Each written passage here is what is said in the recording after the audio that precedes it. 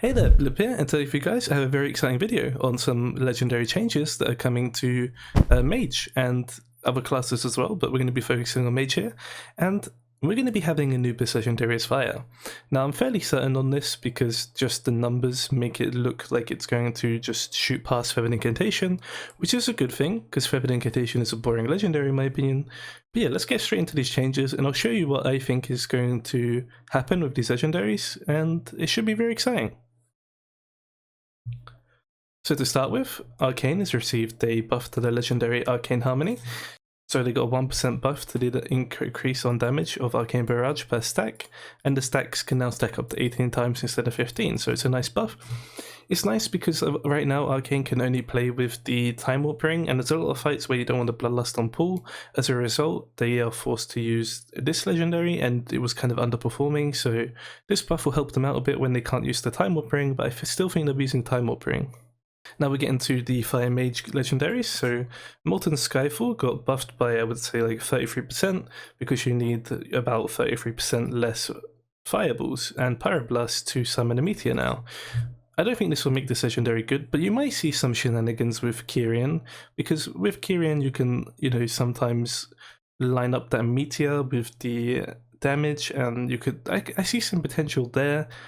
But most likely not, so don't expect anything from this legendary. I think it will remain the same, too niche to be used.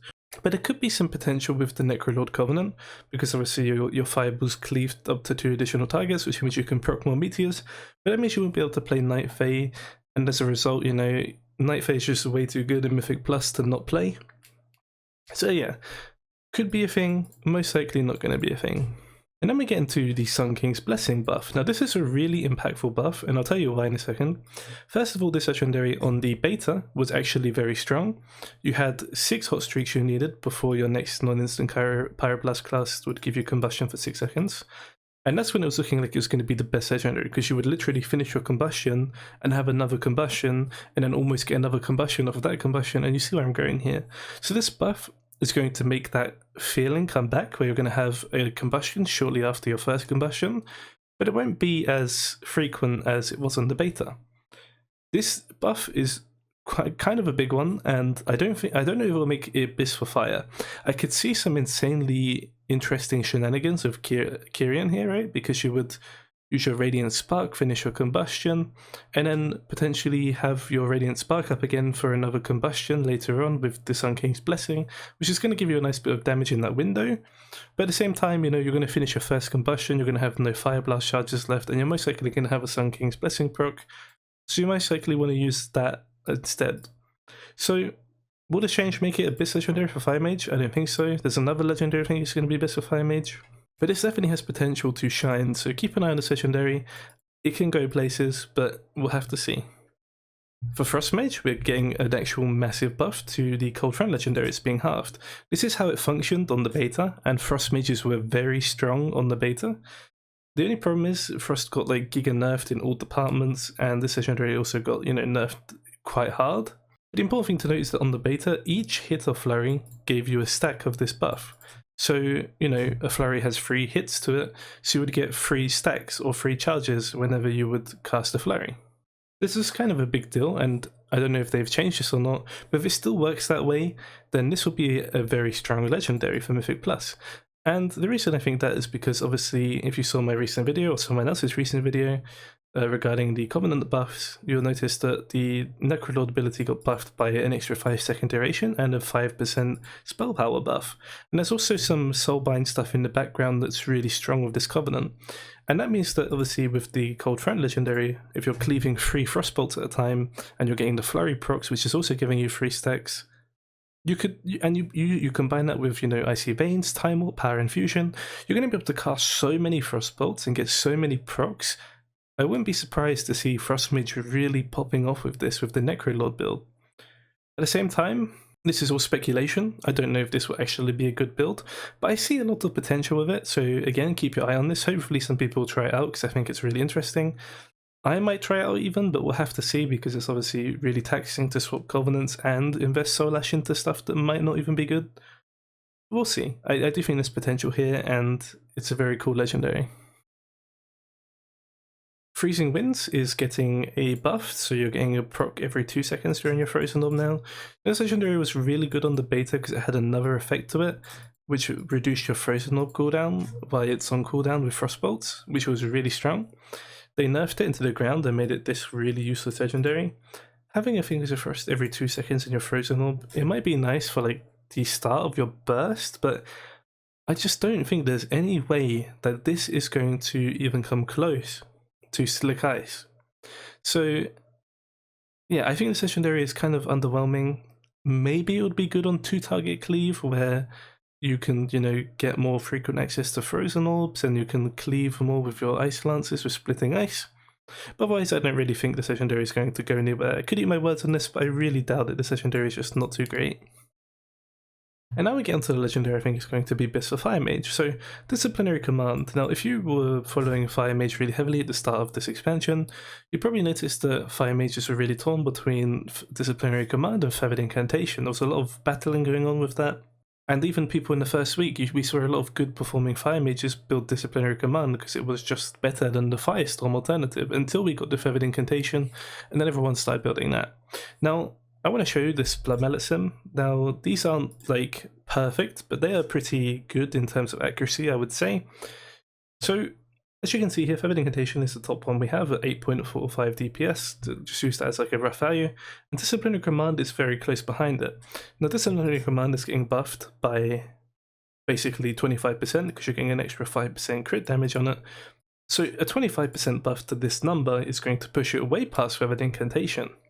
And this is a really good thing as well because it's also Disciplinary Command is more interesting than Feathered Incantation, but it's also better as well because Feathered Incantation you have to build up before your combustion, whereas Disciplinary Command you get to start your combustion with the 20% proc.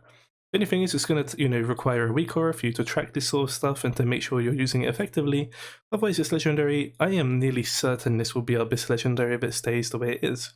Remember, this is coming in the patch 0.5, which is on the PTR right now, and probably will hit any week in the next 2-3 weeks. So yeah, be ready for this. Start saving up your Soul Ash because I do think this will be the best Legendary for Fire Mage. I don't think so for Frost or Arcane, but you never know, surprises can happen.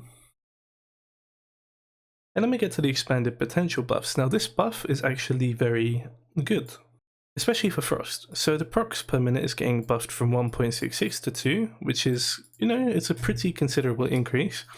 I don't think this is going to be good for Fire Mage, simply because our hot streaks aren't really that impactful when it comes to damage dealing. Frost Brain Freezes are extremely valuable, so I could see this being very good for Frost, this buff. And Arcane Mage, clear casting is insanely valuable, so this could be very good for Arcane, but I don't think it'll be as good as for Frost. Again, I could eat my words on this. There could be a potential build. That's the thing with these changes and buffs. To make a good build, you need to combine multiple things together. Normally, when there's some cross synergy, like with the Cold Front plus the Frozen Orb conduit you can get from your conduits, and then you combine that with the Necrolord. It's like there's a combination there, and if you can get a good trinket with that, for example, the stat proccing cube trinket, that would be really well in this 3-minute build. And you combine it with PI and other things. That's where strong meta builds come from, when there's just that synergy. You see it with Fire Mage as well.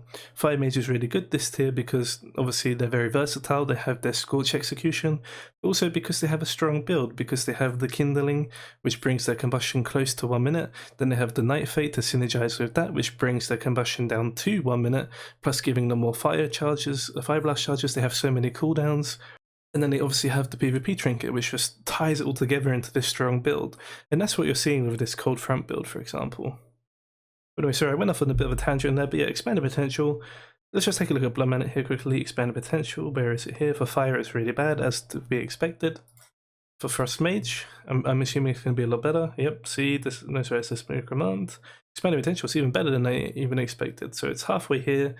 So it probably wouldn't overtake Slick Ice, but it would be pushed up a fair amount, like to the 9-10 range, I would assume, from the looks of the buff, maybe even a bit more. So that's an interesting buff. And then for Arcane, I'm assuming it's not going to do much for them. Yeah, it's not going to. But it's, where is it actually? Sorry, I kind of overlooked it. There it is. So it's not going to do too much for them, but it will be a nice buff either way, and yeah, it probably won't do anything for them. Yeah, that's all for the legendary changes that Mage are going to be receiving. So the Soulbind Conduit change here, this is just a tooltip change, so you can just ignore this. It's not like anything you need to worry about.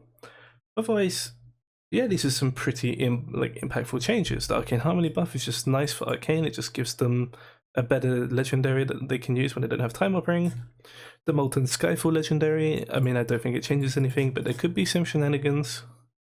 The Sun King's Blessing legendary is definitely something that has potential to be very good, and we will see that in the next tier probably, when we'll look at the fight makeup, see if you can get away with playing Firestarter in a few fights, or maybe just Searing Touch is just going to give you enough procs on this. The Cold Front legendary is going to be very strong, especially in Mythic Plus. Whether it be better than Glacial Fragments or not, I can't say for certainty, but I do think there is a lot of potential here. Racing Winds is pretty negligible. Disciplinary Command is going to be our best legendary for Fire Mage. For Frost and Arcane, I don't think it changes much. And expanded potential for Frost Mage has a lot of potential. But otherwise, yeah, that's all for these changes. Let me know what you think in the comments. I would love to hear your opinions on these. Would you like to see a new legendary for Fire Mage and Frost Mage even? Or are you happy having Feathered Incantation and Slick Ice, for example, as your legendaries? Or Glacial Fragments? I personally don't like Glacial Fragments, it's kind of boring. And I really hate Feathered Incantation. I think it's one of the most, it's just a legendary you don't think about, and I think that it just completely defeats the objective of legendaries. Yeah, as I said, let me know what you think in the comments. I would like to thank my Patreon and YouTube members for helping to support the channel. Honestly, you guys are absolute legends, and I cannot thank you enough for your support. You guys are helping me out so much, more than you can believe, and I thank you so much for that. If you'd like to help support me as well, you can check the channel description for the Patreon and YouTube memberships. It would really help me out a lot, but if you can't afford to, that's no big deal for me. I'm just happy you're watching this video and got this far. And yeah, I hope you honestly have a wonderful day, and I'll see you in the next video.